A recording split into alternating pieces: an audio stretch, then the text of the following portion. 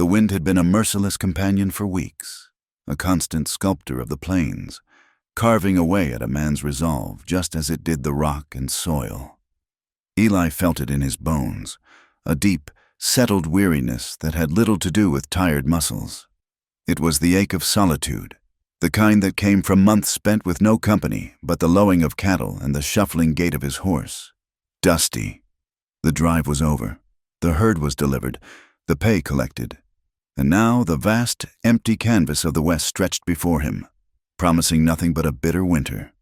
All he wanted was a quiet place to hole up, a pocket of stillness where the wind could not find him, where the ghosts of the war and the memory of a woman's face could finally be laid to rest.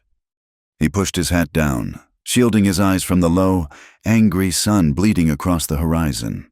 The land here was forgotten, a rumpled blanket of brown hills and skeletal trees that had long ago surrendered to the elements.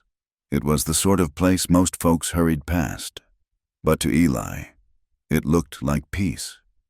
He guided Dusty off the barely there trail, letting the horse pick its way through the scrub and rock, his own eyes scanning for a sheltered draw or an overhanging ledge, anything that might break the wind's teeth.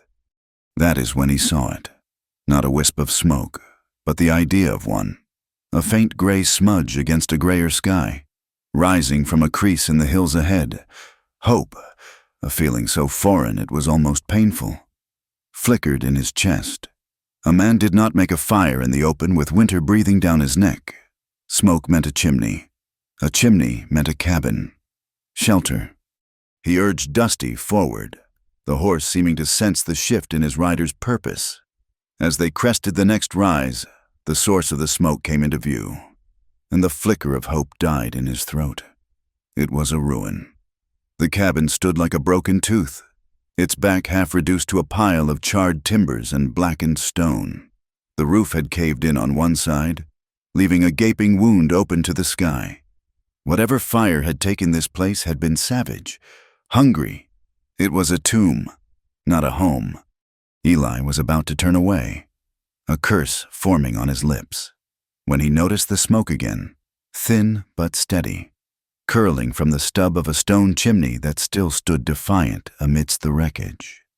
He drew Dusty to a halt, his hand resting instinctively on the worn handle of the Colt at his hip. He listened, but heard only the wind whistling through the dead trees. Still, someone was here. Squatters, maybe, or someone on the run. He had been both in his time and knew the value of a cautious approach. Dismounting, he tethered Dusty to a withered pine, giving the horse a reassuring pat on the neck. He moved slowly, his boots making almost no sound on the hard-packed earth. The air grew thick with the scent of old smoke and damp ash. But underneath it, something else, wood smoke, fresh and sharp, and stew, faint but unmistakable. He rounded the corner of the ruin, his eyes tracing the line of the chimney down to what was left of the cabin.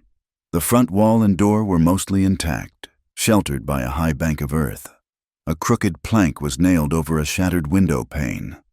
He saw other signs, a stack of freshly cut firewood, small but neatly arranged, a rusted bucket near the door. He took another step and his boot nudged something on the ground, a cast-iron pan sitting near a circle of cold ashes. He bent down and touched its surface. It was still warm, not hot, but holding a residual heat that meant it had been used recently. Whoever was here was close. "That's far enough." The voice was low and raspy, like dry leaves skittering across stone. It came from the shadows of the burned-out section. Eli straightened slowly, raising his hands to show they were empty. A figure stepped out from behind a collapsed wall. It was a woman. She was thin, her dress a patched and faded calico that hung loosely on her frame. Her face was smudged with soot, all sharp angles and hollows, but her eyes were clear and fiercely bright. They fixed on him with an unnerving intensity. In her hands, she held a rifle. It was an old model, the stock cracked and bound with twine, but she held it with a steadiness that said she knew how to use it. "Did not mean to trespass, ma'am," Eli said, his own voice sounding rough from disuse. "Saw the smoke. I'm just looking for a place to wait out the winter." She did not lower the rifle. Her gaze swept over him, taking in his trail-worn clothes, the dust on his shoulders, the exhaustion etched into his face. There was no pity in her expression, only a hard, unyielding suspicion. "There's nothing for you here. Keep moving." "I can do that," he agreed, nodding slowly. "My horse could use a minute's rest, is all. Then we will be on our way." He expected her to argue, to force him off the land immediately. Instead, she just watched him, her silence more unsettling than any threat. The pride in her stance was a strange thing to see in this place of utter desolation. She stood amidst the wreckage of her home, like a queen on a ruined throne. He gave her a final nod, a gesture of concession, and began to back away toward his horse. He had no desire for trouble. He had had enough trouble to last a lifetime. He had taken only 3 steps when the world changed. The wind, which had been a steady, mournful cry, suddenly rose to a vicious shriek. The sky, which had been a uniform slate gray, turned a bruised and violent purple in the blink of an eye.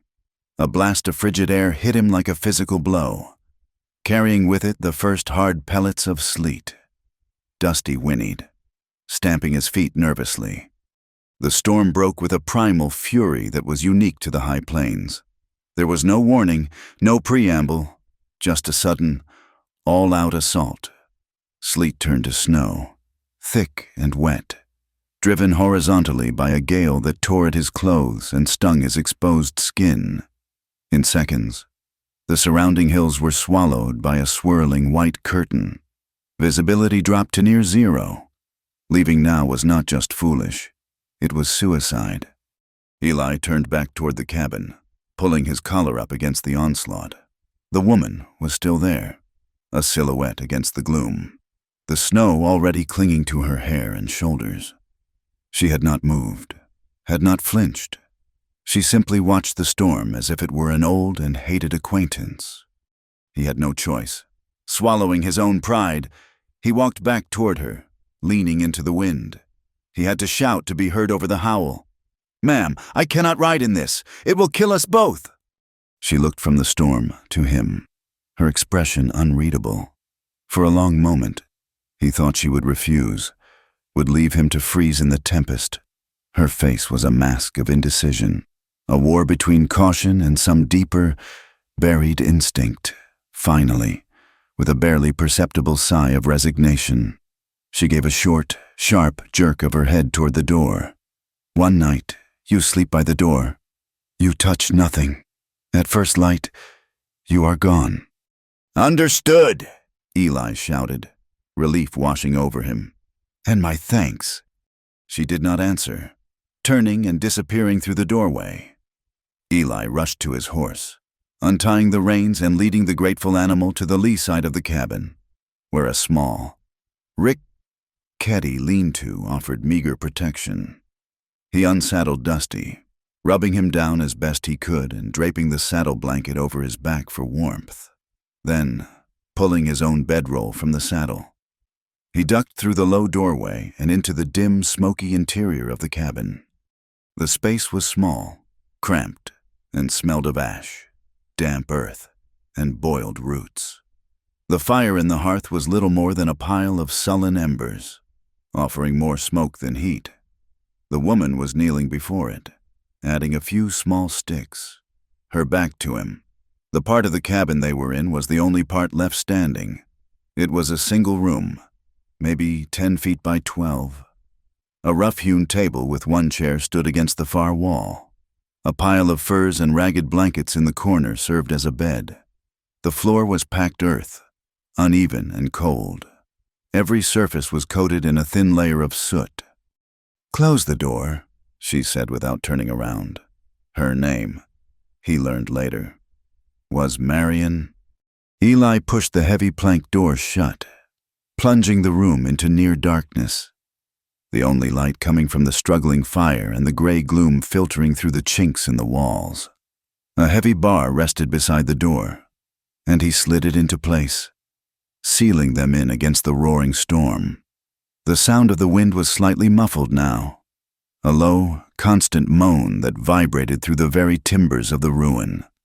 He unrolled his bedroll by the door, as instructed, and sat down, feeling the cold seep up from the ground.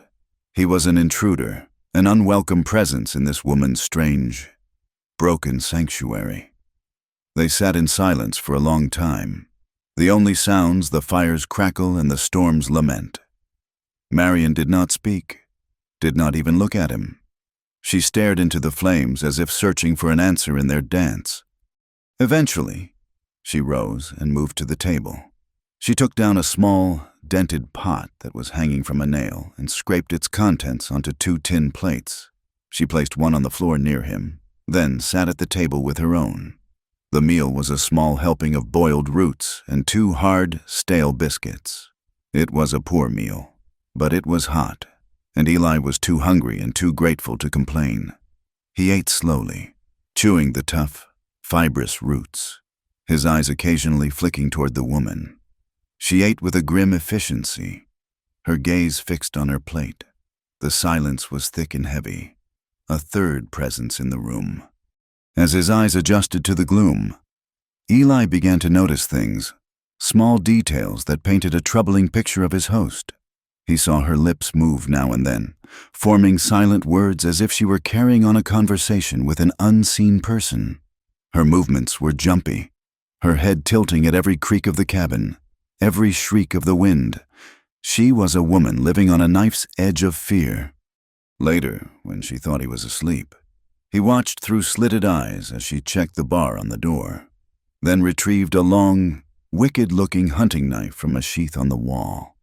She did not put it away. She took it with her to her bed of furs in the corner, clutching its handle as she lay down, a sentinel even in her sleep. But it was what he saw just before she settled down that disturbed him the most. She knelt beside the hearth, her back to him, and pried at a loose floorboard near the stones. She worked it free and pulled from the hollow beneath a small, tin box. She opened it and for a moment just stared at the contents. From his angle, all he could see was a stack of papers, letters maybe, tied with a ribbon. Her shoulders trembled slightly. She touched the papers with a reverence that was almost painful to watch before carefully placing the box back in its hiding spot and replacing the board. She was guarding more than just her life in this desolate place. She was guarding secrets. The storm did not abate. For 2 days and 2 nights, it howled and raged, piling snow in deep drifts against the cabin walls, imprisoning them together. The meager supply of firewood dwindled, and the cold became a real and present danger. They spoke little. Eli learned her name was Marion, but she offered nothing more. And he did not ask. He chopped what wood was left, fetched water when the wind died down enough to open the door, and kept to his side of the room. He was acutely aware of her boundaries, the invisible line she had drawn between them.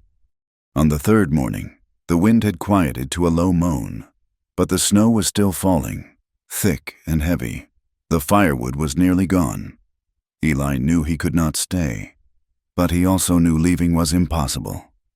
He watched Marion break their last few biscuits in half, her face grim. "The wood is almost gone," he said, breaking the morning silence. She nodded, not looking at him. "I know. There is a stand of deadfall pine I saw down in the draw. Not too far," he said. "And that roof needs patching badly. The snow is coming in."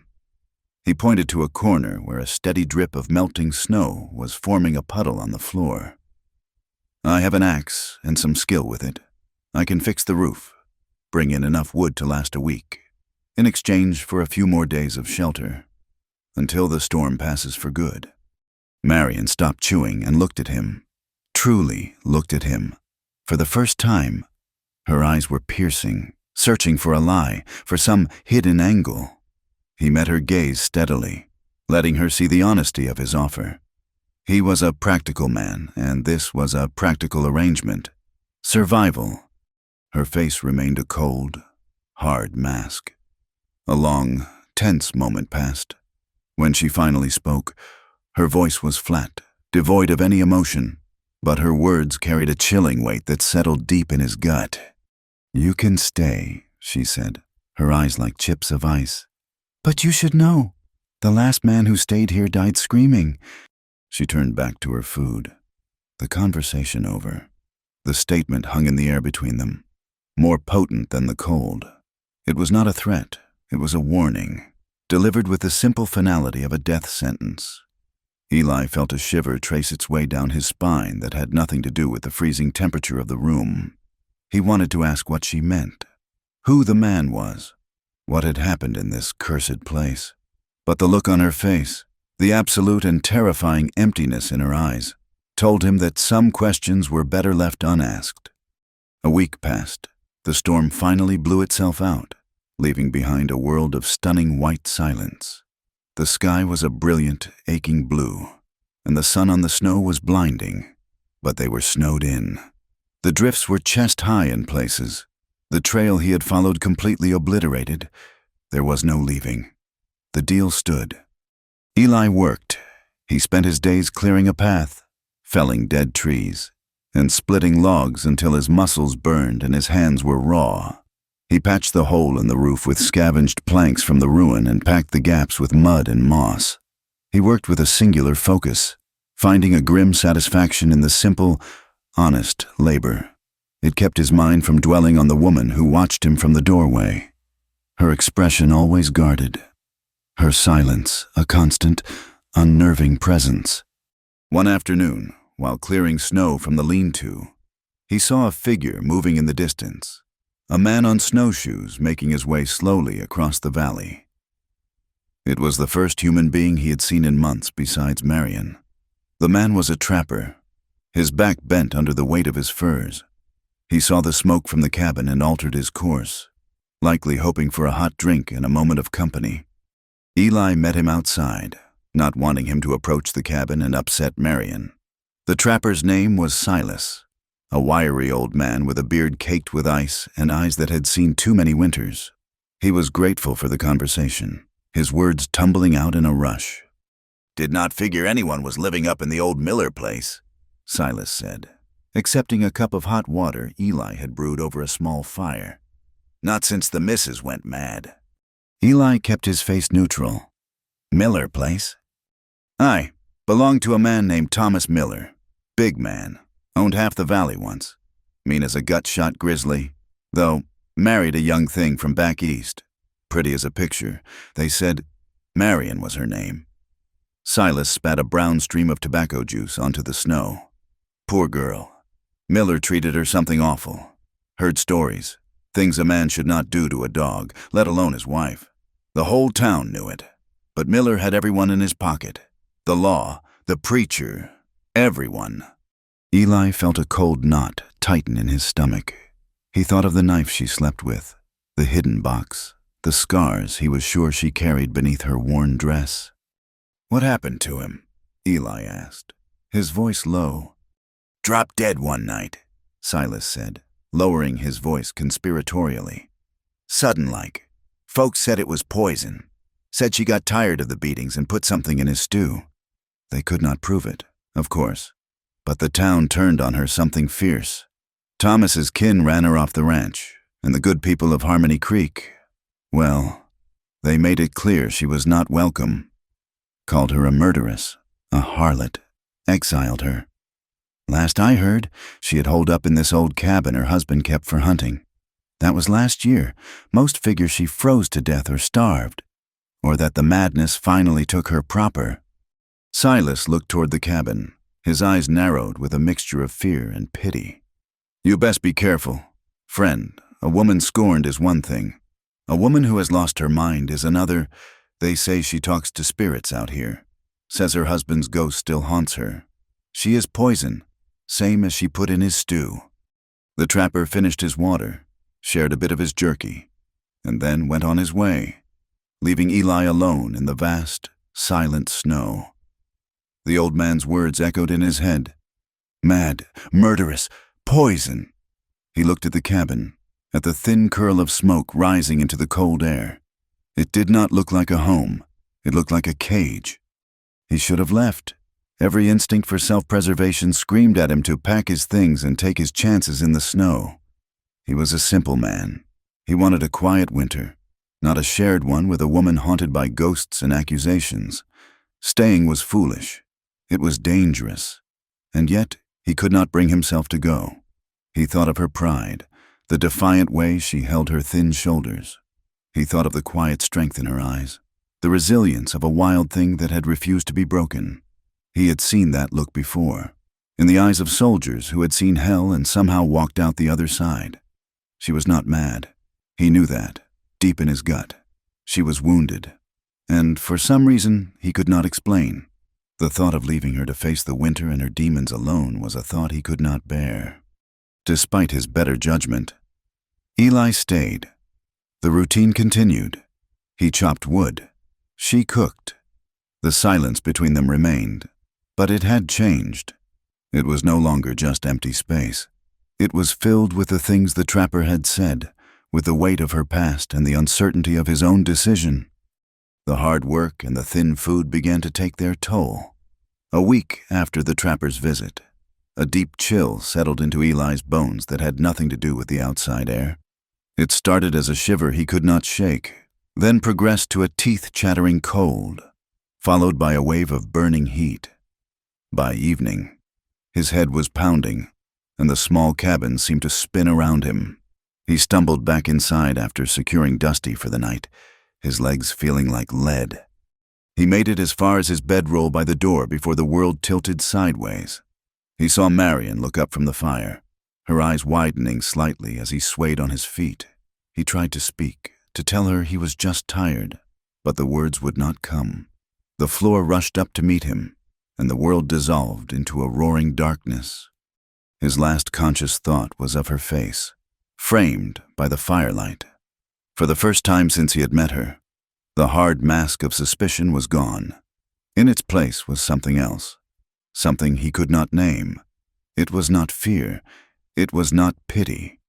It was a flicker of profound and terrifying recognition, the look of one lost soul seeing another. He drifted in a sea of feverish dreams, images of battlefields and empty plains mixing with the scent of wood smoke and the feel of a cool cloth on his brow. He was vaguely aware of being moved, of being covered with furs. He felt a cup pressed to his lips, tasted the bitterness of boiled herbs. Through the haze, he would sometimes see her, a shadow moving in the firelight, her face impassive, her hands steady. She did not speak. She did not soothe him with soft words. She simply tended to him, a silent, tireless guardian through the long, dark hours of the night, her presence a steady anchor in the storm of his fever. The first thing Eli knew was warmth, not the raging, consuming heat of the fever, but a gentle, penetrating warmth that seemed to soothe the very marrow of his bones. The second thing was the taste of salt and herbs on his tongue, a savory flavor that was the first real thing he had tasted in what felt like a lifetime. He opened his eyes, the light in the small cabin feeling unnaturally bright. His head was propped up on his own bedroll, but he was not by the door. He was in the corner, on the bed of furs that belonged to her. A heavy blanket was tucked tightly around him. Marion was kneeling beside him, a tin cup in one hand and a spoon in the other. She was carefully ladling a thin, clear broth into his mouth. Her expression was the same as always, a carefully constructed mask of neutrality. But her movements were gentle, deliberate. She did not meet his gaze, her focus entirely on the task of feeding him. He swallowed another spoonful, the warm liquid a balm in his raw throat. He tried to speak, but his voice was a dry croak. "How long?" 3 days, she answered, her voice flat. She did not stop her work. The fever broke this morning. He felt a wave of weakness, the knowledge of his own vulnerability washing over him.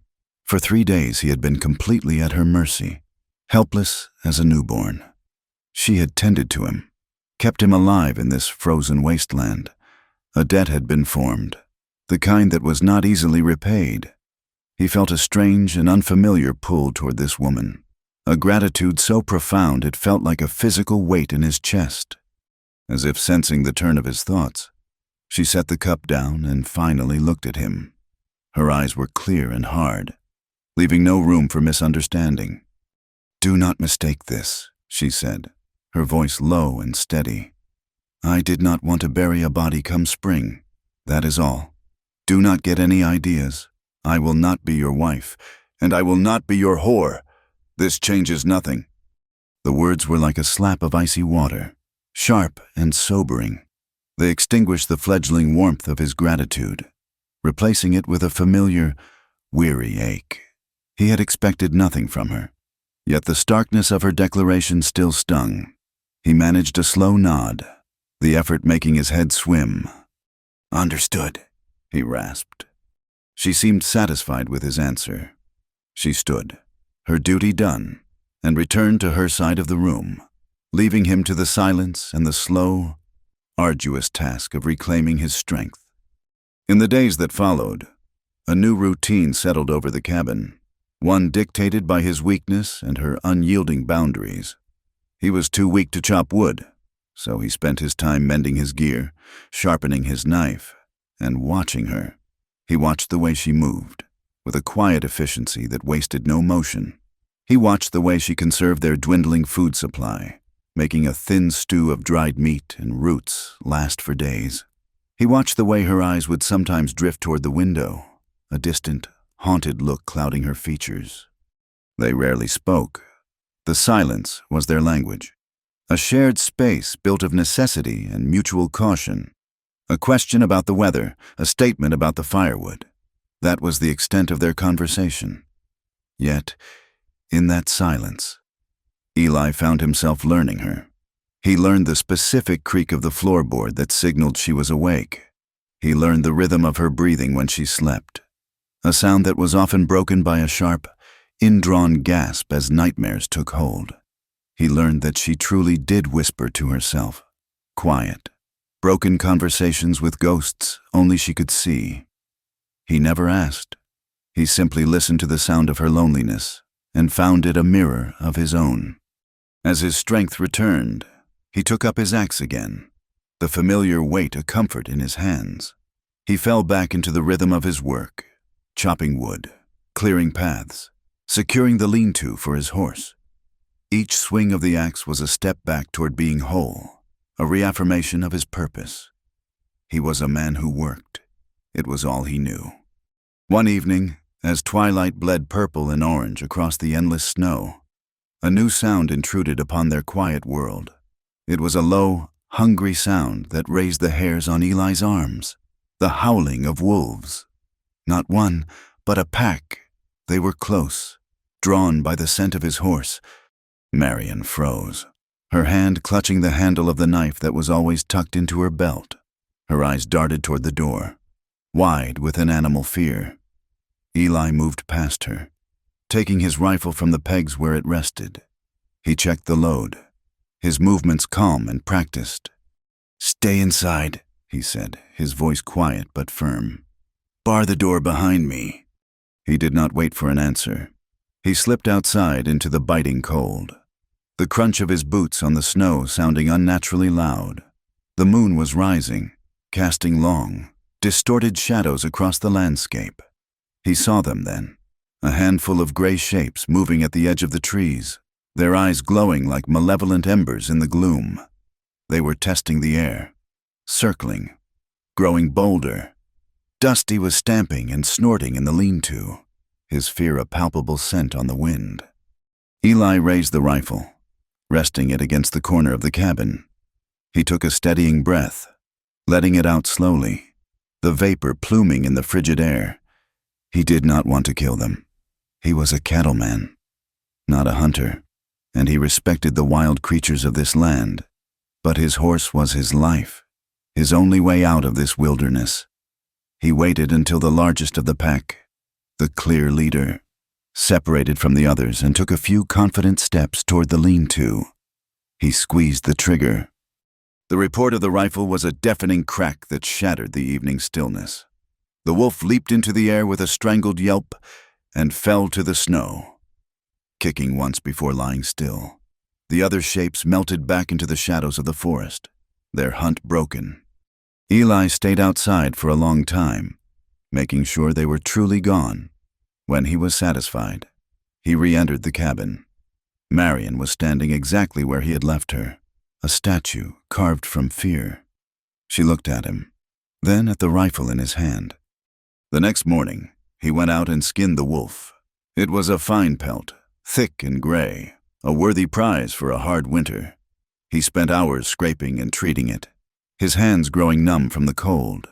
He thought it would make a fine blanket, a welcome addition to her meager bed. When he was done, he brought it inside and laid it before the hearth.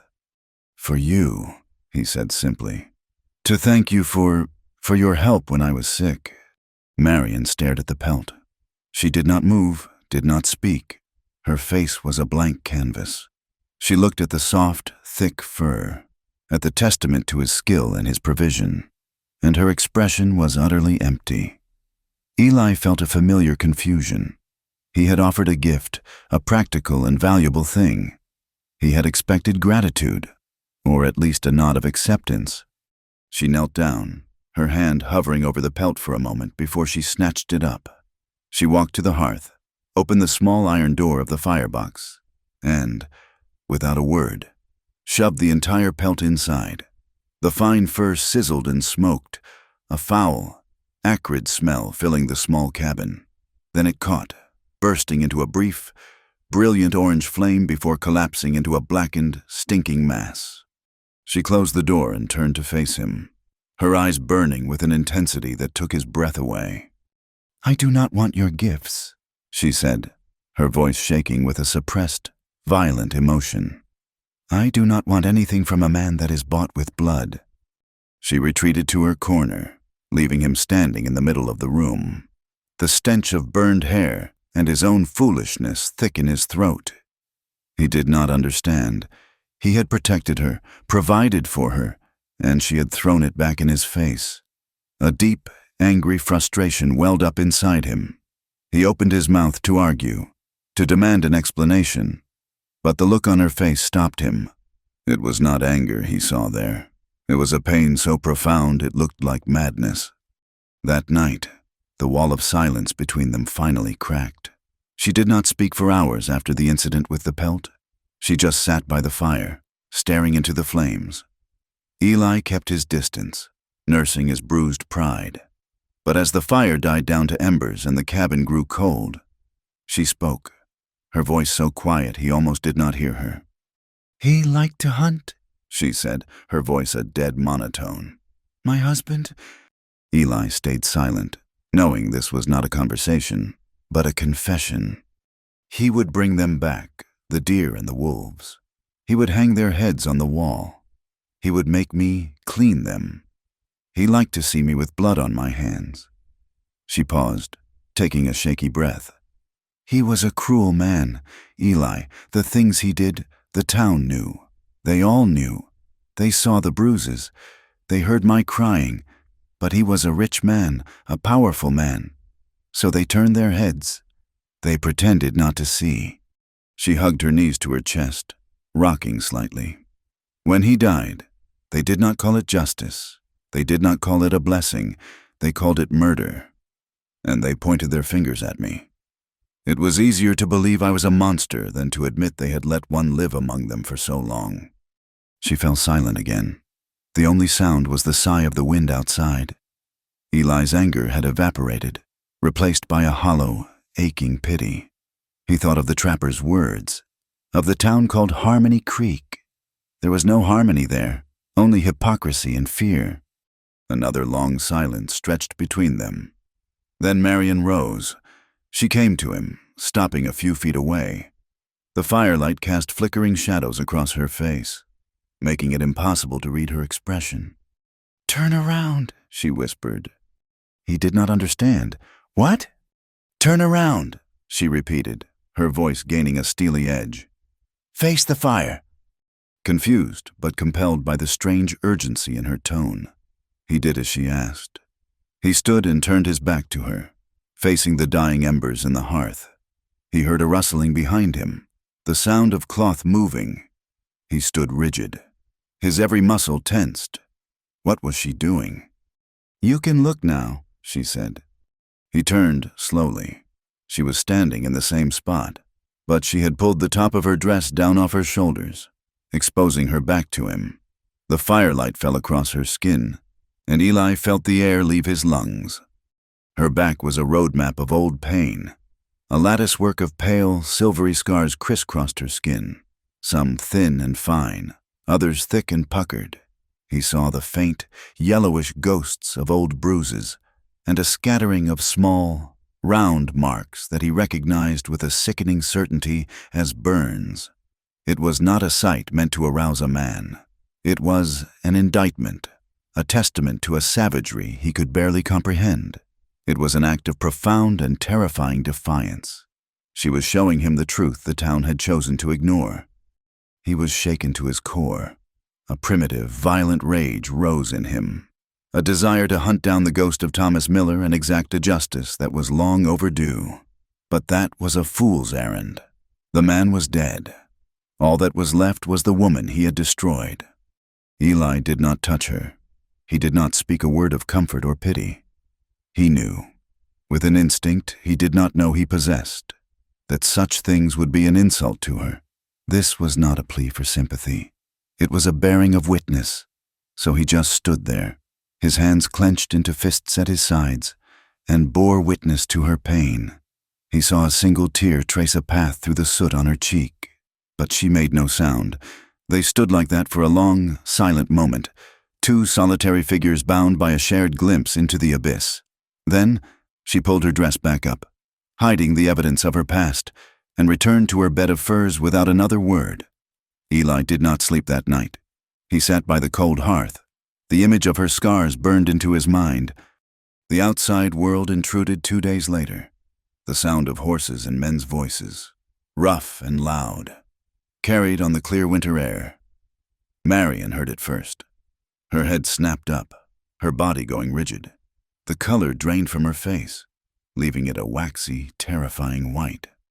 "They found me," she whispered, her voice trembling. "Who?" Eli asked, already moving to the door to peer through a crack. "His family, the law, everyone." She was scrambling toward a dark corner of the cabin, pulling at a heavy wooden hatch he had not noticed before. It opened onto a small, dark root cellar. "You have to tell them you are alone. Tell them you never saw me." "Marion," he started, but she was already descending into the darkness, pulling the hatch closed over her head. He saw them then, 3 men on horseback picking their way through the snow. They wore heavy coats and carried rifles across their saddles. They rode with an air of grim purpose. Eli stepped outside, his own rifle held loosely in one hand, positioning himself in front of the door. "That is far enough," he called out, his voice steady. The lead rider, a burly man with a cruel mouth and a deputy's star pinned to his coat, drew his horse to a halt. "Who the hell are you?" "Name is Eli, just a drifter wintering here." The deputy's eyes scanned the cabin, the fresh stack of wood, the smoke from the chimney. "We are looking for someone, a woman, the murderous whore who used to live here. You seen her?" The ugly word sent a fresh spike of rage through Eli.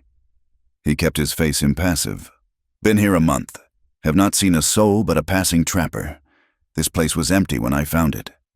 The deputy stared at him, his eyes cold and suspicious. "Is that so? Funny. We heard she was still hiding out in these hills, talking to herself, mad as a March hare." He leaned forward in his saddle. "You sure you are not keeping her warm in there for yourself, drifter?" "I am sure," Eli said, his voice dropping to a low, dangerous tone. He tightened his grip on his rifle. "And I would advise you to move along. I do not take kindly to accusations." The man held his gaze for a long moment, then spat on the snow. He seemed to decide Eli was not worth the trouble. "Fine, but if we find out you are lying, we will string you up right alongside her. Let's go." He wheeled his horse around, and the 3 men rode off, disappearing back into the blinding white landscape. Eli waited until they were long gone before he went back inside and opened the cellar hatch. Marion was huddled in the corner, shaking uncontrollably. He helped her out of the cold, dark space. She was like a frightened bird, all trembling limbs and terrified eyes. She did not speak.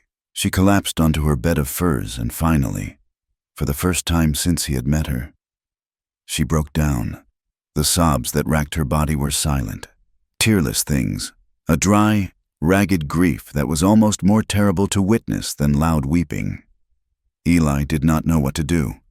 He stood helplessly for a moment, then awkwardly sat on the floor a few feet from her, a silent, clumsy sentinel to her sorrow. Later that night, long after her shaking had subsided, she rose. She moved to the hearth and began to prepare a meal, her movements slow and deliberate, as if every motion required a conscious effort of will. She cooked the last of their dried meat in a pot with melted snow, the simple stew filling the cabin with a savory aroma. When it was ready, she did not serve him on the floor by the door. She gestured to the single chair at the small table. "Sit," she said, her voice raspy but firm. He hesitated, then did as she commanded. She filled a single bowl, the best one she had, and placed it before him. She did not make one for herself. She stood by the fire, her arms wrapped around herself, and watched him. "You lied for me," she said. It was not a question. "You put your own life at risk. For a stranger, for a woman they call a murderer." "I do not believe them," he said simply, meeting her gaze across the firelit room. A strange, unreadable expression crossed her face. "It does not matter what you believe. You still took the risk. If they found me here, they would do what they said." She took a deep breath. "If you are going to risk your name for me, let me feed you first." He ate the stew, feeling her eyes on him with every spoonful. When he was done, she took the bowl and set it aside. The fire crackled, casting dancing shadows on the rough-hewn walls. The wind moaned outside, a lonely, desolate sound. "Stay seated," she commanded, her voice a low whisper. She stood before the hearth, bathed in its warm, orange glow. And then, slowly, deliberately, she began to undress. It was not a seduction. It was a ritual. Her fingers moved with a steady, solemn purpose, unfastening the worn buttons of her calico dress. She let it fall to the floor in a heap around her ankles, leaving her standing in her thin, patched chemise. Then she untied the ribbon of the chemise and let it, too, fall away. She stood before him, naked in the firelight. Her body was thin, her ribs stark beneath her skin, and it was covered in the history of her pain. He saw again the scars on her back, but now he saw the rest of them. A deep, puckered scar on her thigh, the faint, circular burns on her arms, a misshapen line on her collarbone where a bone had clearly been broken and healed badly. She did not try to hide any of it.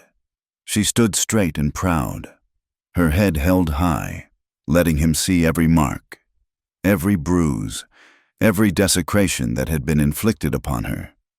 It was as if she were shedding not just her clothes, but years of shame and secrets. "I will not hide what he did to me," she whispered, her voice trembling but defiant. "Not anymore. Not from you." Eli's hands were shaking. His heart hammered against his ribs. A storm of emotions warred within him, rage, pity, and a profound, aching tenderness that terrified him. He did not know what to do, what to say. Every instinct he had was screaming at him, but he did not know what they were telling him to do. He sat frozen in the chair, his knuckles white where he gripped the edge of the table. He felt like a man standing on holy ground, afraid to move for fear of committing a sacrilege. He stayed still. He remained silent. He just looked at her, at all of her, and for the first time, he did not see a madwoman or a murderess. He saw a survivor. Finally, he pushed himself up from the chair. He moved slowly, cautiously, as if approaching a frightened deer. He picked up the heavy wool blanket from his own bedroll. He walked to her and, without a word, he wrapped it around her trembling shoulders, pulling it closed in the front, covering her, protecting her. His hands lingered for a moment on the rough wool, his fingers brushing against hers. She let out a shuddering breath and leaned into him, her forehead resting against his chest. He could feel the fine tremor that ran through her body. He tentatively put his arms around her, holding her gently, the blanket a soft barrier between them. The fire crackled, the wind howled, and in the heart of that desolate wilderness, two broken people stood together in the ruins of a life, finding a fragile, uncertain warmth. She tilted her head up, her eyes luminous in the firelight, searching his. He lowered his head, slowly, giving her every chance to pull away. She did not. He pressed his lips to hers. The kiss was not one of passion or of hunger. It was slow and broken and hesitant. It tasted of salt from her silent tears and of wood smoke from the fire. It was a question, a confession, and a prayer, all offered up in the deep, profound silence of the winter night. The kiss ended as it had begun. With a fragile, uncertain stillness, they drew apart, the space between them now charged with a new and terrifying intimacy. Outside, the wind howled its mournful song, but inside the cabin, the only sound was the crackle of the fire and the ragged beat of two lonely hearts. Eli did not know what to say, what to do. The rules that had governed his life, the simple codes of the trail and the ranch, had no meaning here. He had looked into the abyss of this woman's past, and she had not flinched. He had offered a moment of comfort, and she had met it with a staggering act of trust. The morning brought no answers. When Eli awoke from a fitful sleep by the hearth, he saw that the world outside had vanished. The snow was falling again, not in a furious blizzard, but with a thick, relentless, suffocating quietness. It piled in silent drifts against the door and whispered against the patched-over window. The sky was gone. The trees were gone. The horizon was gone. There was only the cabin, a tiny, fragile shell of warmth and light, adrift in an endless sea of white. They were trapped, not for a day or two, but properly, truly trapped, until the heavens decided to show mercy. Weeks, perhaps. The realization settled over them not with panic, but with a kind of grim resignation. The world had been sealed away. The men with their rifles and their accusations, the town with its judgment, the ghosts of their separate pasts, all of it was held at bay by the silent, unyielding wall of snow. For the first time, the tiny, ruined cabin did not feel like a prison. It felt like a sanctuary. The kiss was not spoken of. It existed between them, a silent, unacknowledged treaty. But it had changed the very air they breathed. The strict boundaries of their cohabitation began to soften, the invisible lines blurring. The silence was no longer a weapon or a shield. It became a shared language, a comfortable space where words were not always necessary. It was in this quiet crucible that they began, piece by piece, to share the wreckage of their lives. One evening, as Eli was mending a strap on his saddle, the smell of the leather and the familiar work of his hands brought a memory to the surface, sharp and painful as a fresh wound. "I was engaged once," he said, his voice low, the words feeling strange and rusty on his tongue. He did not look at her, keeping his eyes on his work. Marion, who was stirring a thin soup over the fire, stilled her hand. She did not speak, but he felt her attention on him, a quiet, patient listening. "Her name was Clara," he continued, the name itself a ghost. "We grew up together. I was going to buy a small piece of land, build a house, the usual things a man dreams of." He paused, the awl in his hand still. "Then the war came. I felt the call, the duty. I promised I would be back in a year. I promised her." He set his tools down, the memory too heavy to hold while working. A year turned into 4. 4 years of mud and blood and things a man should never see. I wrote to her, when I could. The letters stopped coming after a while. I told myself they were lost, that the mail was unreliable. I held onto her face in my mind. It was what kept me alive, what kept me walking through the fire. He finally looked up, his gaze meeting hers across the dim cabin. When I finally came home, there was a house on the land I had dreamed of, a fine house. She was standing on the porch, holding a baby. My brother was standing beside her. He had not gone to war. He had stayed home and comforted her right into his bed and a life that should have been mine. He expected pity. It was what he always received when he had told the story before. In drunken, maudlin moments in dusty saloons, a slap on the back, a shared curse against the faithlessness of women. He looked at Marion, bracing himself for the soft, useless words of sympathy. She offered none. She simply looked at him with those clear, steady eyes that had seen so much worse. Her face held not a trace of pity. There was only a profound, unsettling understanding. She turned back to her soup, giving it a final stir before answering. "You stayed away too long," she said. The words were not cruel. They were a simple statement of fact, delivered with the brutal honesty of someone who knew that the world did not wait, that it did not care for promises or dreams. It cared only for what was done, for who was present. He had stayed away too long. She had been left alone too long. They were two sides of the same bitter coin. In that moment, he felt a connection to her that ran deeper than any kiss, a shared understanding of loss that needed no further explanation. With the coming of the next thaw, a new energy took hold of them. It was as if, by sharing the weight of their pasts, they had freed up some space for the future. The cabin, once just a temporary shelter, became a project, a home. They worked together, a silent, efficient team.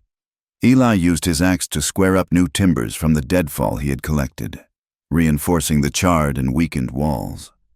Marion, surprisingly resourceful, mixed a plaster of mud, dried grass, and snowmelt, chinking the gaps between the logs, her small hands working with a fierce determination. They were not just keeping the cold out, they were building a fortress against the world. They cleared the overgrown trail to the creek, a task that took them 3 full days of back-breaking work. He swung the axe, clearing fallen branches and thick brush, while she followed behind, dragging the debris away. They worked from sunrise to sunset, their breath pluming in the cold air, their muscles aching, and at the end of it, they had a clear, safe path to the water, to the source of life. Standing there, looking at the path they had carved together, a shared sense of accomplishment washed over them, a pride in their joint creation. A change was happening in Marion. It was subtle, so subtle that at first, Eli thought he was imagining it, a little less tension in her shoulders, a little less of the haunted, far-off look in her eyes. And then, one afternoon, as he was stacking firewood outside the door, he heard it, a sound so unexpected, so foreign in that place of sorrow, that he froze, his arms full of logs. She was humming. It was a low, tuneless melody, the kind a person makes when they are lost in thought, contented in their work. She was inside, likely kneading dough for biscuits and humming to herself. Eli stood perfectly still, listening. The simple, artless sound was more beautiful than any song he had ever heard. It was the sound of a soul beginning to thaw. A deep, unnamed ache bloomed in his chest, a feeling so potent and tender it almost brought him to his knees. He did not go inside. He did not want her to know he had heard, did not want to startle the fragile, returning life within her. He just stood in the cold, listening, until the humming stopped. Their love, for that is what he was starting to believe it was, deepened in these quiet, snowbound weeks. It was not a love of grand declarations or passionate embraces. It was a love built in the spaces between words, in shared glances across the fire. It was in the way she would let her hand linger on his for a moment longer than necessary when she passed him a plate, It was in the way he started leaving the best chopped, driest pieces of wood right by the hearth for her. It was in the way she would mend a tear in his shirt without him asking, her stitches small and neat. They began to sit closer by the fire in the evenings, the empty space between them shrinking until their shoulders would sometimes brush. Neither of them would pull away. Eli started dreaming of her, not feverish, half-conscious visions, but real dreams. He dreamt of her smile, a thing he had yet to see in waking life. He dreamt of walking with her in a green meadow under a warm sun, her hand in his. He dreamt of the scars on her back fading away until her skin was smooth and whole. He would wake with a profound sense of loss, his body aching with a desire he fought to suppress.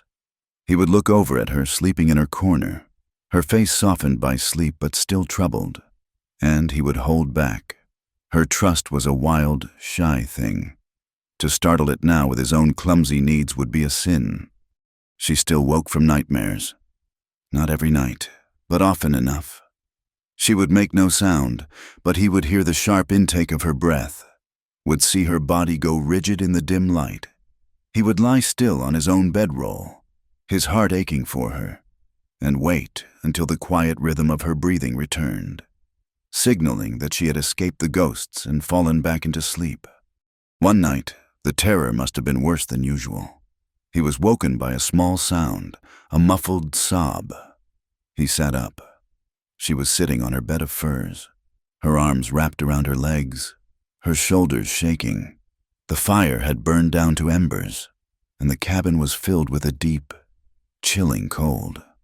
He did not speak. He got up and walked over to her. He sat down on the floor beside her bed of furs, not touching her, just being there, a silent offer of company in the dark. After a long while, her trembling subsided. She lay back down, pulling the furs up to her chin, but instead of turning her back to him, she shifted over, making a small space beside her. It was an invitation, offered in silence. He hesitated for only a second before lying down on the furs beside her. The space was small, and he was careful not to touch her.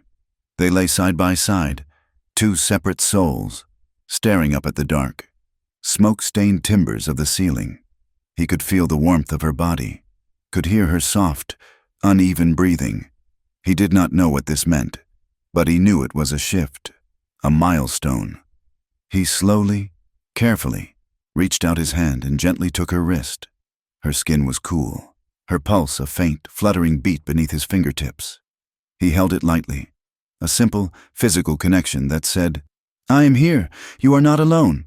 She did not pull away, and for the first time, she did not wake again until morning. The snow began to recede. The days grew a little longer, and the iron grip of winter started to loosen. With the thaw came the world. The first intrusion was a pair of trappers, rough men who stared at Marion with open curiosity and made Eli's hand itch for his gun. He sent them on their way with a cold stare and a few curt words. Then came a group of riders, men from a ranch miles to the south, who spoke of Thomas Miller with a kind of grudging respect and eyed the cabin with suspicion. The worst was the preacher. He arrived one afternoon on a sway-backed mule, a gaunt, black-clad figure who looked like a carrion crow against the snow. Eli saw him coming and met him outside, blocking the path to the door. Marion watched from the window, her face pale. "I am Reverend Blackwood, from Harmony Creek," the man announced, his voice thin and reedy, but filled with an unshakable self-righteousness. "I have come to speak with the woman." "She is not seeing anyone," Eli said, his voice flat. The preacher's eyes, small and hard like bits of coal, narrowed. "Son, you do not know what you are sheltering. That woman is a vessel of sin. She is cursed. She consorted with dark forces to bring about the death of her lawfully wedded husband. The Lord's judgment is upon her." "The only sin I see here," Eli said, his voice dangerously low, "is a town that let a man beat his wife half to death and called it holy matrimony. You best get on your mule and ride out of here." "Reverend?" The preacher's face flushed with anger. "You are consorting with a murderess. You are damning your own soul for the sake of a harlot. She will drag you down to hell with her." Something inside Eli snapped. The weeks of quiet tension, the protective rage that had been simmering just beneath the surface, erupted. He did not think. He acted. He took one step forward and drove his fist into the preacher's jaw. The sound was a sharp, satisfying crack. The Reverend stumbled backward, his eyes wide with shock, and fell into a snowdrift, his dignity vanishing in a puff of white. Eli stood over him, his chest heaving, his fist throbbing. "Do not ever come back here," he growled. "You tell the good people of Harmony Creek that Marion is under my protection now. If any of them have a problem with that, they can come see me." The preacher scrambled to his feet, sputtering, a trickle of blood running from the corner of his mouth. He glared at Eli with pure, unadulterated hatred, then turned, clambered onto his mule, and rode away without another word. Eli watched him go, the anger slowly draining away, leaving him feeling cold and empty. He turned and saw Marion standing in the open doorway. Her expression was completely unreadable. There was no gratitude, no fear, no relief. She simply watched him, her gaze intense and searching, as if she were seeing him for the very first time. That evening, the silence in the cabin was different. It was heavy, filled with the violence of the afternoon and the unspoken questions that hung between them. Finally, as they sat by the fire, Marion spoke, her voice barely a whisper. "They all hate me," she said, staring into the flames. "Everyone in that town. They look at me and they see a monster." She turned her head, her eyes finding his in the flickering light. "Will you hate me if they all do? When you hear their stories, when they all tell you I am cursed, will you believe them?" It was the question that mattered, the only one. She was asking him to choose, the world or her. Eli did not even have to think about it. He looked at this woman, at her fierce, wounded pride, at the quiet strength that had allowed her to survive the unthinkable. He thought of her humming, of the trust she had shown him, of the feel of her pulse beneath his fingertips in the dark. "I do not give a damn about them," he said, his voice filled with a conviction that surprised even himself. "They can all go to hell." A tear, bright and shining, welled in her eye and slipped down her cheek. It was not a tear of sadness, but of something else, something he could not name. Relief, hope, a fragile, terrifying belief. That night, when she went to her bed of furs, she did not leave a space for him. She looked at him, a clear and open invitation in her eyes. He went to her and lay down. They were still fully clothed, the rough wool of their clothes a barrier between them. But this time, when he reached for her, she turned toward him. He wrapped his arms around her, pulling her close, her head fitting perfectly into the hollow of his shoulder. She sighed, a long, shuddering breath, and her own arm came up to rest on his chest. He held her tightly, a shield against the nightmares, against the town, against the entire world. Outside, the wind whispered through the pines, but inside the small, rebuilt cabin, there was only a profound and perfect stillness. They were finally safe in the silence. The thaw did not come like a conquering army, but like a spy, infiltrating the valley in secret. It began not with a grand melt, but with a sound. The slow, steady drip, drip, drip of water from the eaves of the cabin. A patient rhythm that marked the slow, reluctant surrender of winter. The world, which had been silent and white for so long, began to stir. The hard-packed snow softened, revealing the dark, damp earth beneath. The creek, which had been frozen solid, began to murmur under a thinning sheet of ice. Small, brave birds returned, their song sharp and clear in the thin air, a stark contrast to the months of wind and silence. Spring was creeping back into the world, bringing with it the scent of pine and wet soil, and the undeniable promise of an end to their isolation. With the changing season came a change in Eli. The future, which had been a distant, abstract concept, was now a tangible thing, a trail leading out of the valley. He found himself thinking about the road, about where he would go, what he would do.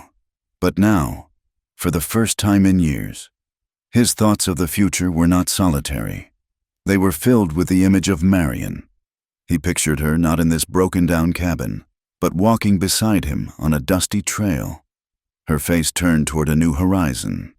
He imagined building a new cabin, a better one with no ghosts in the corners and no charred timbers in the walls. The words would form in his mind in the quiet of the evening as they sat by the fire. "Come with me, Marion." It was a simple question, but it felt as heavy and momentous as a mountain. He would open his mouth to speak, and the words would die on his tongue. It was too soon. Her trust was still a fragile, new-sprouted thing. To ask her to leave this place, the only home she had, however wretched, felt like asking too much. And where would they go? The world was not kind to men like him, and it was even less kind to women like her. The story of the murderous wife of Harmony Creek would follow them like a shadow. So he said nothing, and held the question in his heart, a warm and heavy stone. Marion, too, was changed by the thaw. The returning life of the valley seemed to kindle a new life in her. She spent more time outside, walking the path they had cleared to the creek, her eyes tracing the new buds on the willow branches. A little of the grim tension left her face, replaced by a quiet watchfulness. She even attempted to plant a small garden in a patch of cleared earth, turning the soil with a broken spade, her movements filled with a tentative hope. It was during one of these excursions that she found the book, near the collapsed ruin of the old barn. Half buried under a pile of rotted hay and winter debris was a small, metal box, the same kind used for keeping valuables safe from fire. It was rusted shut. Driven by a grim curiosity she could not explain, she carried it back to the cabin. It took Eli's strength and the sharp edge of his hunting knife to pry the lid open. Inside, nestled on a bed of mildewed velvet, was a thick leather-bound ledger. Marion knew what it was instantly. It was her husband's. Thomas Miller had been a meticulous man, a man who believed in the power of the written word to bind others to his will. She lifted it out, the leather cold and damp in her hands. A faint, musty smell of decay rose from its pages. That night, by the light of the fire, she opened it. Eli sat across from her, cleaning his rifle. Sensing this was a private reckoning, the pages were filled with his spidery, precise handwriting. It was a record of his business, but not the kind he showed the world. Here, in stark black and white, was the secret history of his cruelty. There were records of illegal land grabs, of families forced out by manufactured debts. There were lists of payments to local deputies, to judges, ensuring their silence and complicity. It was a catalog of the rot that lay beneath the surface of Harmony Creek, the web of corruption and fear that Thomas had spun. She read for what felt like hours, each entry a fresh blow, a new confirmation of the monster she had been married to. She felt a cold, vindicating anger, but also a deep sickness in the pit of her stomach. She had known he was a bad man, but she had never known the true depth of his evil. Then she turned the page and saw her own name. The entries were different here. They were not about land or money, but about her. He had recorded the price he had paid for her wedding dress, for a piece of jewelry, as if she were just another asset. And then, near the end, she found the final entries, written only weeks before his death. They detailed a series of large, pressing debts he owed to a wealthy cattle baron in another territory. And then came the last line, written in that same cold, precise script, a line that stopped the breath in her lungs and turned the blood in her veins to ice. "The debts will be cleared soon," it read. "She'll fetch a good price."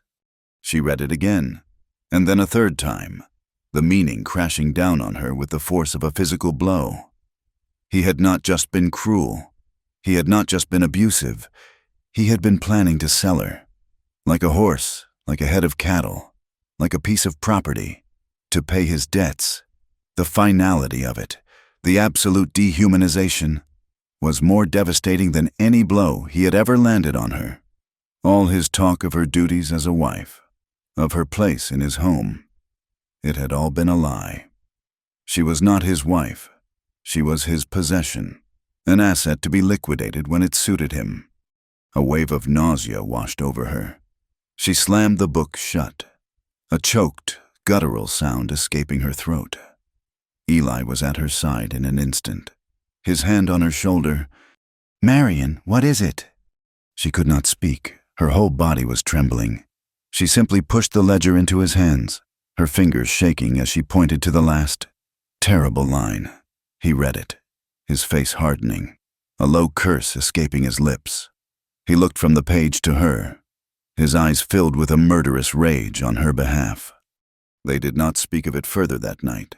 The truth was too vast, too ugly. The next morning, in the gray light of dawn, they took the ledger and the shovel and walked deep into the woods. They did not stop until they reached a place where the trees grew thick and dark, a place that felt secret and forgotten. There, at the base of an ancient pine, they dug a hole. Eli dug, his movements powerful and angry, while Marion stood and watched, the book clutched to her chest. When the hole was deep enough, she knelt and placed the book inside. It lay at the bottom of the dark earth like a coffin. They filled the hole together, scooping the dirt back in, burying the written proof of his evil, burying the final, ultimate betrayal. When they were done, they stood over the small mound of disturbed earth, two silent figures making an unspoken vow, to forget, to leave the past buried where it belonged. But the past did not stay buried. The discovery of the ledger had unearthed something more than just her husband's secrets. It had unearthed her own deepest fears, the fragile peace she had found with Eli, the tentative love that had begun to grow in the shelter of the cabin, now seemed like a fantasy, a foolish dream. How could they build a life together when her past was this monstrous? The world would never see her as anything but Thomas Miller's wife, the mad woman, the murderess. That name, that story, would poison everything it touched. She began to pull away. The change was subtle at first, a slight stiffening when he touched her, a return of the distant, haunted look to her eyes. She stopped humming. The comfortable silence between them became strained, filled with the unspoken horror of the ledger. She feared that the love they shared, a thing so new and delicate, would be inevitably destroyed by the ugliness she carried inside her. She felt tainted, cursed, and she was terrified that she would taint him too. Eli felt her retreat, and it confused and hurt him. He tried to bridge the growing chasm between them. He would bring her a small wildflower he had found by the creek. She would thank him, her voice tight, and put it in a cup of water where it would slowly wilt. He would try to take her hand as they sat by the fire, and she would flinch, just slightly, and pull away. The warmth and intimacy they had shared was chilling over, replaced by a painful, formal courtesy. "What is wrong, Marion?" he finally asked one afternoon, his patience worn thin by her coldness. "Talk to me." She was standing by the window, staring out at the valley. "Nothing is wrong," she said, her voice flat. "Do not lie to me," he said, his voice rising with frustration. "Ever since we found that book, you have been a ghost. You barely look at me. You flinch when I touch you. What did I do?" She turned from the window, her face a mask of anguish. "You did nothing. It is not you. It is me. It is what I am." "And what is that?" he demanded. "You are the strongest woman I have ever known. You survived a monster. You survived this winter. You survived everything they threw at you." Her laugh was a harsh, broken sound. "Survived? You call this surviving? I am a ruin. Eli, just like this cabin. I am the town whore, the mad woman in the hills." Her voice broke. "That is how you see me, is it not? Deep down, you look at me and you see something broken, something you can pity, something you can fix." The accusation struck him like a physical blow, unfair and untrue. "That is not true," he shot back. his own hurt turning to anger. "I have never pitied you. I look at you and I see you, Marion, just you." "You see what you want to see?" she cried, her eyes flashing with a desperate, painful light. "But you do not know me. You do not know the things I have thought, the things I almost did. You cannot save me, Eli. No one can. And you will be destroyed just for trying." The words hung in the air between them, sharp and painful as shards of glass. He stared at her, his heart aching. He did not know how to fight this. He did not know how to convince her that she was wrong, that his feelings were real and that they were strong enough to withstand her past. He felt helpless, and his helplessness curdled into a cold, hard anger. "Fine," he said, his voice tight. "If that is what you want to believe, I cannot stop you." He turned, grabbed his coat and rifle, and stalked out of the cabin, slamming the rough plank door behind him. He needed air. He needed to walk, to put some distance between them before he said something he would regret even more. He did not know where he was going. He just walked, his long strides eating up the ground, his mind a maelstrom of anger, hurt, and confusion. He did not notice the sky darkening. He did not feel the wind picking up, carrying with it the familiar, chilling scent of rain. A storm was rolling in off the plains, a spring squall, fast and violent. By the time the first fat drops of rain began to fall, he was miles from the cabin. He found shelter under a rocky overhang and waited, his anger slowly cooling, replaced by a deep and gnawing worry. He had been a fool to leave her alone like that. He should have stayed. He should have held her, even if she fought him. He should not have let her push him away. The storm passed as quickly as it had arrived, leaving the air clean and the world dripping and green. As twilight began to fall, he started back, a sense of urgency pressing on him. He walked faster, a terrible premonition taking root in his heart. When he saw the cabin, his heart sank. The door was wide open, swinging slightly in the breeze. "Marion," he called out, his voice tight. There was no answer. He rushed inside. The cabin was empty. A bowl of soup sat on the table, cold and untouched. Her shawl was gone. A cold, terrifying dread seized him. He looked around wildly, his eyes falling on the wall where her husband's old pistol usually hung on a nail. It was gone. He ran. He did not know where he was going, only that he had to find her. He ran toward the creek, calling her name, his voice raw with panic. He followed the ridge, his eyes scanning the darkening landscape. And then he saw her. She was standing at the edge of the cliffs that overlooked the valley, a place they had never gone, a sheer drop of 100 feet to the rocks below. She was a small, lonely figure against the vast, bruised sky. She was barefoot, her thin dress soaked from the rain and clinging to her body. Her hair was a dark, tangled mess, whipped across her face by the wind, and in her hand, held loosely at her side, was the heavy, ugly pistol. She was not crying. She was utterly silent, her gaze fixed on the horizon, as if she were looking at something only she could see. Eli's heart stopped. He approached her slowly, gently, his boots making no sound on the damp rock. He did not call her name, afraid that any sound would startle her, would send her tipping over the edge. He came up behind her, so close he could feel the cold radiating from her body. He could smell the rain in her hair. He gently, so gently, wrapped his arms around her from behind, pulling her back against his chest, away from the precipice. She did not resist. She felt as fragile as a bird in his arms, all sharp bones and trembling. He held her tight, his chin resting on the top of her head. "If you go," he whispered, his voice thick with a terror he had never known, not even in war. "You take me with you." He felt the last of the fight go out of her. Her body, which had been rigid with a terrible, silent tension, went limp. A sound, a low, guttural moan of pure, unadulterated anguish, was torn from her throat. She crumpled in his arms, the heavy pistol falling from her numb fingers and clattering onto the rock. He held her up, lifting her into his arms as if she weighed nothing at all. He carried her away from the cliff's edge, back through the gathering darkness, back through the storm-washed world, toward the flickering, hopeful light of the home they had built together. He carried her back to the cabin as if she were a child, her body light and fragile in his arms. The storm had passed, leaving behind a world washed clean, the air sharp with the scent of wet earth and pine. He laid her gently on the bed of furs, her face pale and still in the dim light. She did not speak, did not even seem to see him.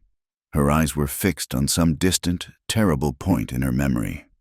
Eli worked silently, building the fire back from embers until it cast a warm, steady glow, pushing back the encroaching shadows. He barred the door, shutting out the night and the cliff's edge and the cold, dark pull of despair. He found a dry blanket and wrapped it around her shivering form, then sat on the floor beside her, his back against the wall, and waited. He did not know how long he sat there, listening to the drip of water from the eaves and the slow, ragged rhythm of her breathing. It might have been hours. Finally, she stirred. She turned her head on the furs, and her eyes, clear and lucid now, found his. They were filled with a bottomless, shattering shame. "You should have let me go," she whispered, her voice a raw, broken thing. "No," he said, his own voice thick. "Never." She closed her eyes, a single tear escaping and tracing a path through the grime on her cheek. The confession, when it came, was not a torrent, but a slow, painful trickle, each word a stone she had carried for too long. "That day, the day he died," she began, her voice barely audible over the crackle of the fire. "The town was right, about the poison." Eli's blood ran cold. He did not move, did not breathe, forcing himself to listen. "I had gathered the herbs," she went on, her eyes still squeezed shut, as if she could not bear to see his face as she spoke the words. "Wolfsbane, an old woman in the next valley, had told me of it. I had been planning it for weeks. He had done something the night before, something worse than usual. And I knew he would not stop until I was dead or my mind was completely gone. So I decided it would be him instead." She took a shuddering breath. "I brewed it into a tea. My hands were shaking so badly I almost spilled it. He was sitting at his table, yelling for his supper. I walked toward him with the cup. All I had to do was give it to him. All I had to do was watch him drink it, and I would be free." She fell silent. Eli waited, his heart a heavy, painful drum in his chest. "But I could not do it," she whispered, the words ragged with self-loathing. I looked at his face, and for all that he was a monster, he was still a man, and I was not a killer. I could not be. I threw the tea into the fire. He backhanded me for it, for wasting his time, but he did not know. She finally opened her eyes, and the pain in them was a physical thing. 2 nights later, the fever took him. It came on fast. He was delirious, calling out for water, for help. The doctor was a day's ride away, and there was a storm coming on. I could have tried to help him. I could have put cool cloths on his head. I could have tried to spoon broth into his mouth. I knew what to do. The same things I did for you. She paused, the silence stretching out, heavy and damning. "I did nothing. I sat in a chair in the corner of the room and I watched him die. I listened to him beg, and I did not move. It took all night. When the sun came up, he was gone. I did not kill him, Eli, but I did not save him either." She turned her face away from him then, hiding it in the furs. "So, yes," she said, her voice muffled but clear. "I am guilty of something." Eli looked at her, at the shaking shoulders, at the woman who had been brought to the very edge of her soul and had found herself unable to commit the final, damning act of murder. He thought of the town, of the preacher, of the men who had called her a whore and a killer. He thought of the ledger, of the man who had been planning to sell her like livestock. and the truth of it all settled in his heart, clear and hard as a diamond. He reached out, his hand gentle on her shoulder. "You are guilty of one thing." "Marion," he said, his voice quiet but fierce with conviction. She flinched but did not pull away. "You survived. That is what you are guilty of. That is the only crime they could not forgive." She turned her head slowly, her eyes wide and questioning. "Do you not see it?" he went on, his grip firming slightly, willing her to understand. They all knew what he was. They saw it, and they did nothing. They let it happen because they were cowards, because he had money and power. But you lived through it, and every time they look at you, they do not see a murderer. They see their own weakness, their own sin. Your survival is a mirror, and they hate what they see. That is why they hate you." She stared at him, the tears now flowing freely, washing clean the tracks of the old ones. It was a truth so simple and so profound it seemed to steal the air from her lungs. For years she had carried the weight of their hatred, believing she deserved it, that she was fundamentally tainted. But he was offering her a different story, not one of absolution, but one of strength. In the days that followed, the last of the walls between them crumbled. The terrible honesty of her confession and the fierce grace of his understanding had forged a new and unbreakable bond.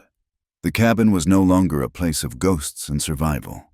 It was a place of tentative, fragile beginnings. They began to talk of the future, of a world beyond the valley. "We cannot stay here," Eli said one evening, his voice full of a purpose she had not heard before. "That preacher will have spread his poison. The deputy will be back. This place will never be safe for you." "Where would we go?" she asked. The question filled not with fear, but with a genuine curiosity. "East, maybe," he said, his eyes taking on a distant look. "Toward Montana, or south to Colorado. Big country, empty country. A man and a woman can disappear there, start over, build something that is theirs." A man and a woman. The words settled in her heart, warm and solid. For the first time she allowed herself to imagine it. A life beyond the ruins, a life with him. The decision was made. They began to make plans, their conversation filled with a quiet, determined excitement. They would leave as soon as the trails were clear enough for the horse to pass. They had little to pack. His bedroll, her few pots and pans, the knife, the rifle, and the old pistol. Everything else would be left behind.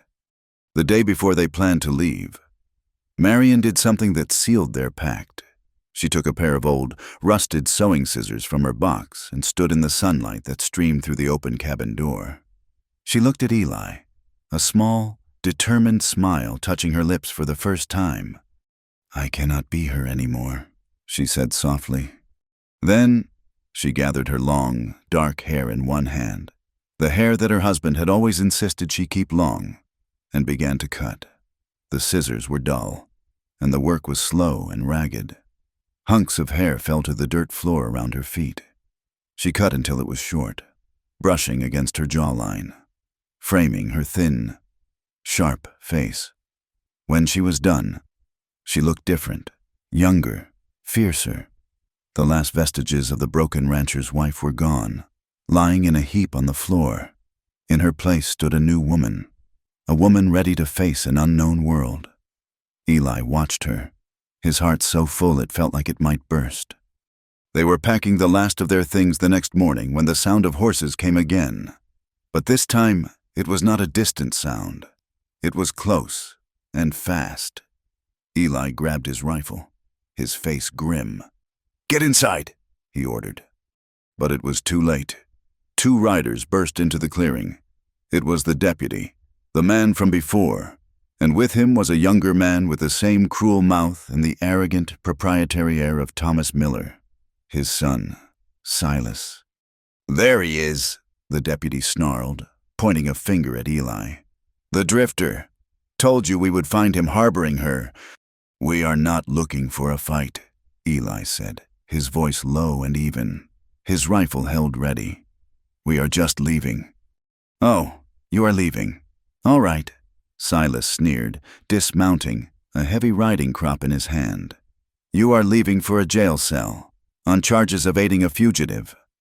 "And she," the deputy said, his cold eyes fixing on Marion, "is coming back to Harmony Creek to stand trial for the murder of your father, Silas." "She will stand no trial," Eli said, stepping in front of her. It happened fast. The deputy spurred his horse forward, distracting Eli for a crucial second. In that instant, Silas lunged, not with a gun, but with the riding crop, swinging it in a vicious arc. Eli turned, bringing his rifle up to block, but Silas was quicker. He brought the heavy, weighted end of the crop down hard on Eli's arm, knocking the rifle from his grasp. Before Eli could recover, the deputy was on him, the butt of his own rifle crashing against the side of Eli's head. Eli went down, the world exploding in a flash of white-hot pain. He tasted blood and dirt. He tried to push himself up, but Silas was on him, his boots driving into his ribs, the riding crop rising and falling, a blur of merciless motion. Marion screamed. It was a raw, primal sound of rage and terror. The deputy turned toward her, a leering grin on his face. "Your turn, whore." But this was not the same woman he had come for before. This was not the frightened, broken creature who hid in cellars. As the deputy reached for her, she moved. She darted back into the cabin, her hand snatching the old pistol from the nail where it hung. She did not hesitate. She did not think. Her entire world had narrowed to the sight of Eli on the ground, and the man standing over him. She burst back out of the doorway just as Silas raised the crop for another blow. She lifted the heavy pistol with both hands, the way Eli had once shown her, and she fired. The explosion was deafening. The kick from the old gun nearly tore it from her hands. Silas cried out, a high, thin sound of shock and pain, and staggered backward, clutching his leg where a dark stain was already spreading across his trousers. The deputy stared, his mouth agape, his hand frozen on its way to his own gun. That moment of stunned surprise was all they needed. "Eli, now!" Marion screamed. He scrambled to his feet, his head roaring, his body a symphony of pain. He grabbed her hand, and they ran. They plunged into the dense woods behind the cabin, leaving behind the two shocked men, the horse, and the last remnants of their short-lived sanctuary. They could hear the shouting behind them, the curses and threats. A manhunt would begin. They both knew it. They ran until their lungs burned and their legs screamed in protest. They crashed through brush and scrambled over rocks, putting as much distance as they could between themselves and the cabin. They did not stop until they reached the river, its water running high and fast with melted snow. They followed it downstream, wading through the icy water to hide their tracks, until they found what they were looking for, a series of small, shallow caves hidden behind a curtain of tangled vines at the base of a cliff. They crawled inside, collapsing onto the cold, damp stone, their breath coming in ragged, painful gasps. They were fugitives. They hid in the caves for days. The world became a small, cold, damp space. They survived on the last of their dried meat and on handfuls of icy snowmelt from the river. During the day, they would lie in the darkness of the deepest cave, listening. They heard riders twice, the sound of horses and men's voices echoing down the river canyon, terrifyingly close. But they passed by, their search moving further downstream. Eli's injuries were bad. His head throbbed constantly, and his vision would sometimes swim. Several of his ribs were broken, each breath a sharp, searing pain. He grew weaker, a fever setting in from a deep gash on his arm that was beginning to fester. Marion tended to him with a fierce, aching devotion. She tore strips from her own dress to make fresh bandages. She kept a constant fire going deep in the cave, a tiny, smoky flame that offered a meager warmth. She would venture out in the dead of night to gather more wood and fresh snow. She bathed his face, cleaned his wounds, and forced him to drink water. She was no longer the one being cared for. She was the protector, the provider, and in her heart, a love so powerful it frightened her bloomed amidst the fear and despair. On the third night, his fever was at its worst. He was delirious, muttering about the war, about his brother, about Clara. Marion sat beside him in the flickering firelight, her hand on his burning forehead, her heart breaking. He was slipping away from her. She could feel it. The world outside wanted to kill them, and the world inside him was giving up. In that final, desperate moment, she knew what she had to do. She leaned down, her short hair brushing against his cheek, and pressed her lips to his. It was a kiss not of comfort, but of fierce, desperate life. She was trying to pour her own strength, her own will to survive, into him.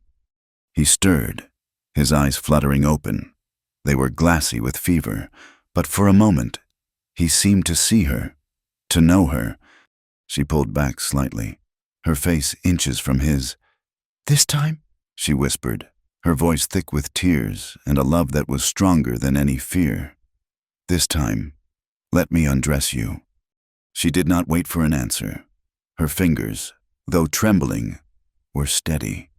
She slowly, gently, unbuttoned his torn and bloodied shirt, pushing it back from his bruised shoulders. She unwrapped the crude bandages from his ribs, her touch as light as a moth's wing. She undressed him not to expose his wounds, but to care for them, to claim them as her own. And then, in the cold, damp cave, with the threat of death all around them, they made love. It was slow and broken and real. It was an act of profound and desperate affirmation. It was not to escape their reality, but to root themselves in it, to feel the warmth of flesh, the beat of a heart, the simple, undeniable truth of being alive. It was a final, defiant prayer offered up to the darkness, a promise that as long as they had each other, they would not be extinguished. The gray light of dawn crept into the cave like a thief, stealing the shadows and revealing the harsh reality of their situation. The fire had burned down to a few sullen, glowing embers, offering little warmth against the damp chill that radiated from the stone walls. Eli was asleep, a fitful, fever-haunted sleep, his face pale and etched with pain in the half-light. Marion had not slept. She had spent the night watching him, listening to every ragged breath, every pained murmur, her heart a tight, aching knot in her chest. The intimacy they had shared, that desperate, life-affirming act in the darkness, had not been an escape. It had been a clarification. It had burned away the last of her fear and shame, leaving behind a single, unshakable certainty. She loved this man. She loved him with a depth and ferocity that terrified and emboldened her all at once. And because she loved him, she knew what she had to do. They could not run forever. Eli was growing weaker, his injuries festering in the damp cold. They had no food, no medicine. To stay in the cave was a slow death sentence. To run was to be hunted down like animals. There was only one path left, one that offered a sliver of a chance for him, even if it meant none for her. When he finally woke, his eyes were clearer than they had been in days. The fever had receded slightly, leaving him weak but lucid.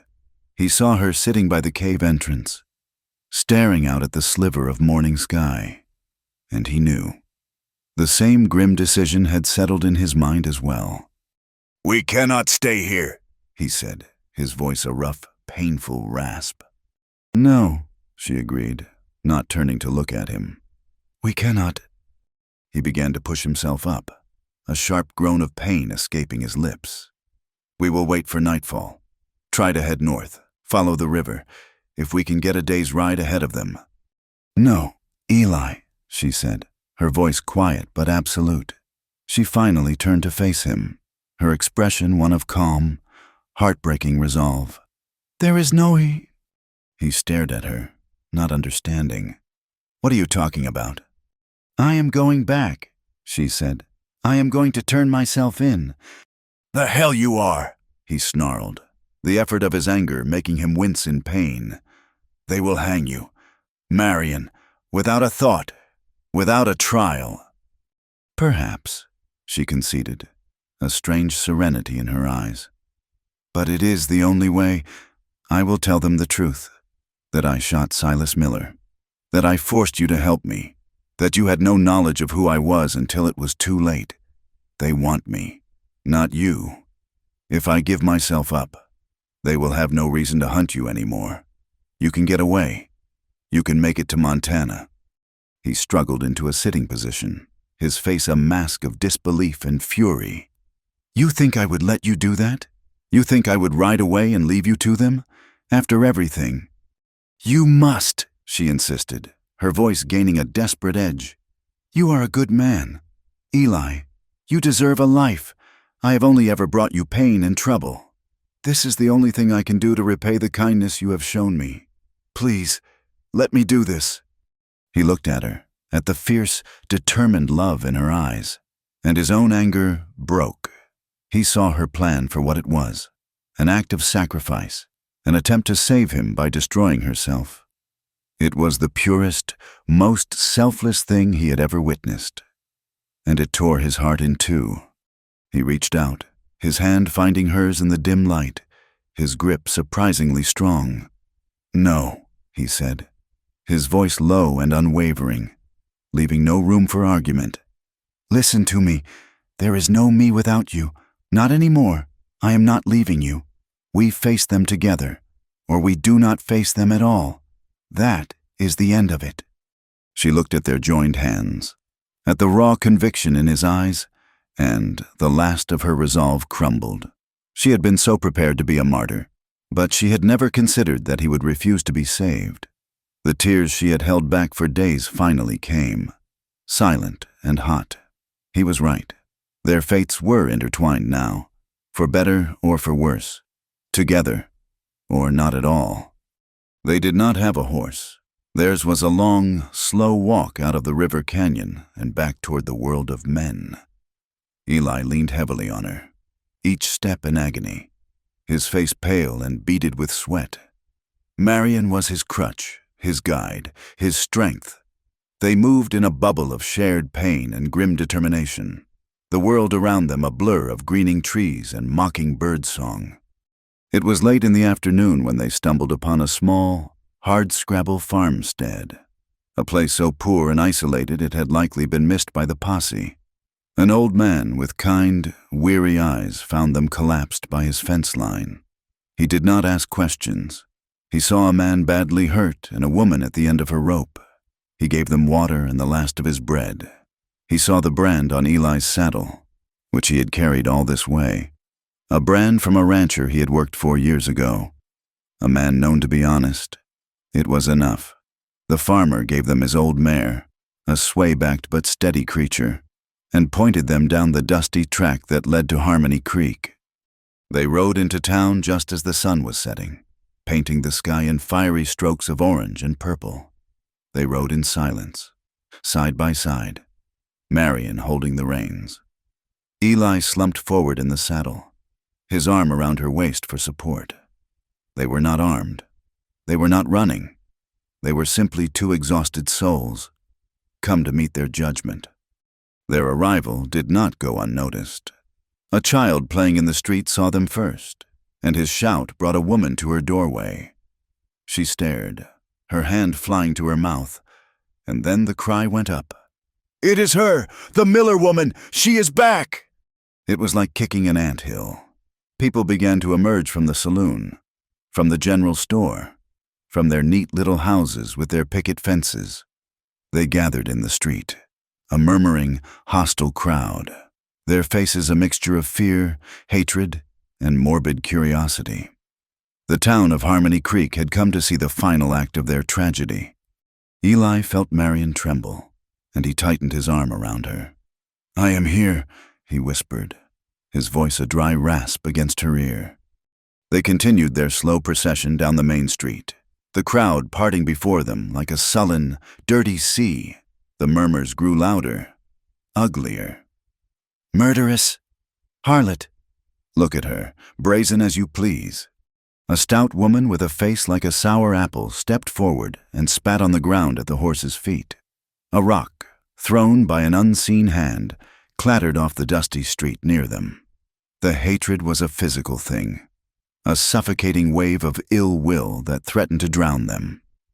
Marion kept her head held high, her eyes fixed straight ahead, but Eli could feel the tension in her body, the way she braced for the next blow. The deputy and Silas Miller pushed their way to the front of the crowd, their face triumphant and cruel. The deputy drew his pistol. "That is far enough. Get down from that horse." But before they could obey, another voice cut through the hostile murmurs. "Leave her be!" The crowd turned. An old woman, her face a roadmap of hard-lived years, had stepped out from the crowd. It was Sarah, the blacksmith's wife, a woman known for her sharp tongue and her quiet suffering at the hands of her drunken husband.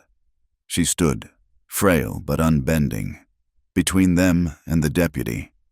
"She has done nothing to you, any of you," Sarah said, her voice surprisingly strong. She pointed a trembling finger at the crowd. "You all knew. You knew what Thomas Miller was.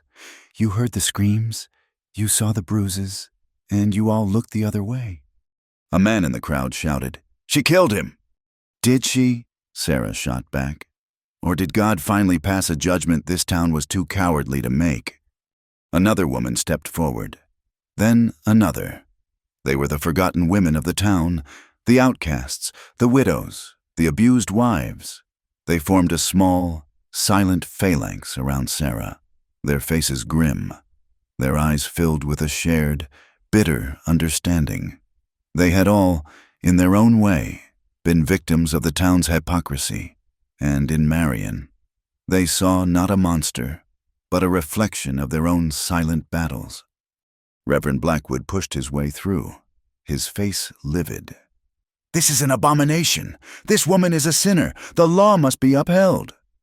"The law?" a new voice said. It was not one of the women.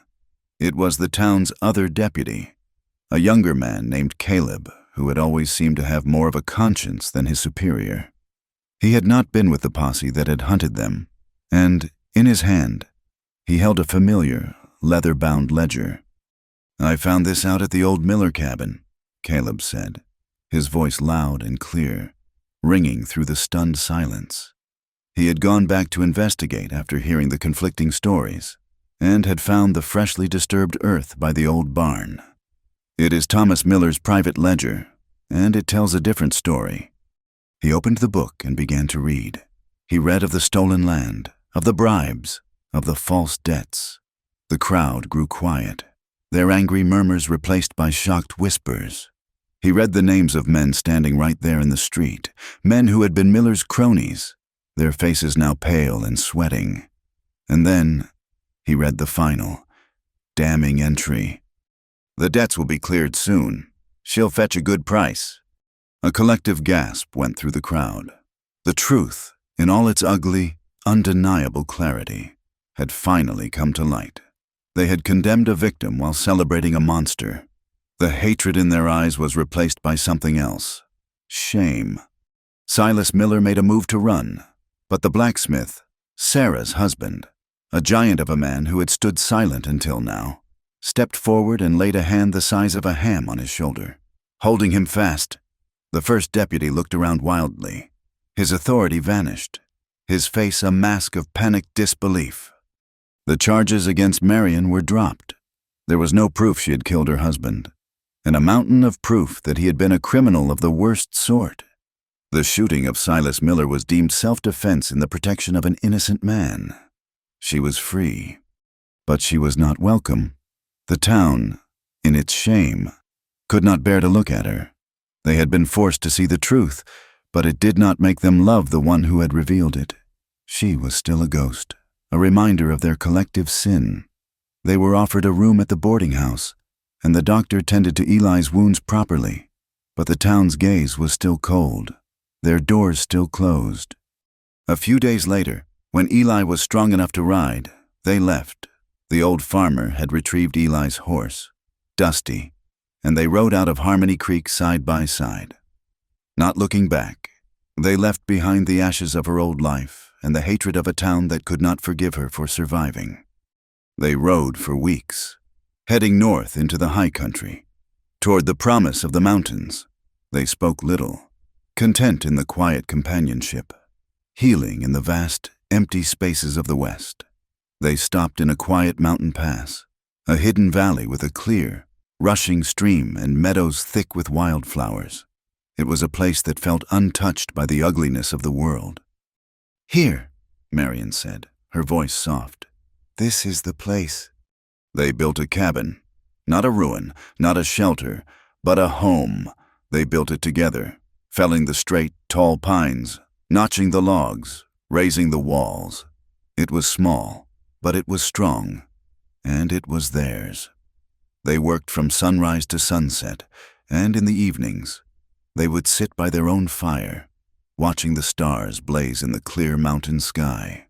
One night, after a long day of work, Marion was cooking a stew over the fire, the rich smell of rabbit and wild herbs filling the small, clean space. The cabin was finished, the last of the chinking in place, the sturdy door barred against the night. Eli sat on a stool he had carved, watching her, a feeling of peace so profound it was almost overwhelming settling over him. She turned from the fire, a bowl of stew in her hands. She looked at him, her eyes shining in the firelight, and a slow, beautiful smile spread across her face. "Sit down," she said, her voice soft and full of a warmth that had nothing to do with the fire. "Let me feed you first." He took the bowl, his heart full. As he began to eat, she stood before the fire, just as she had done all those months ago, and just as before, she began to undress. She let the simple, homespun dress fall to the floor. But this time, there was no defiance in the act. There was no pain. Her body was still thin. The old scars were still there, faint silver lines against her skin. But she stood before him not as a victim displaying her wounds for a witness, but as a woman, whole and beautiful, offering herself to the man she loved. She was not undressing for survival. She was undressing as a woman who was loved. Finally, without shame. The fire crackled. Outside, the wind howled its lonely song through the high mountain pass. But inside the small, strong cabin, at the heart of the vast and unforgiving wilderness, there was warmth. At last, there was warmth. Thank you for joining us around the campfire for this tale. Let us know in the comments where you are listening from so we can all connect. And be sure to subscribe to the Wild West Campfire channel and share your thoughts in English.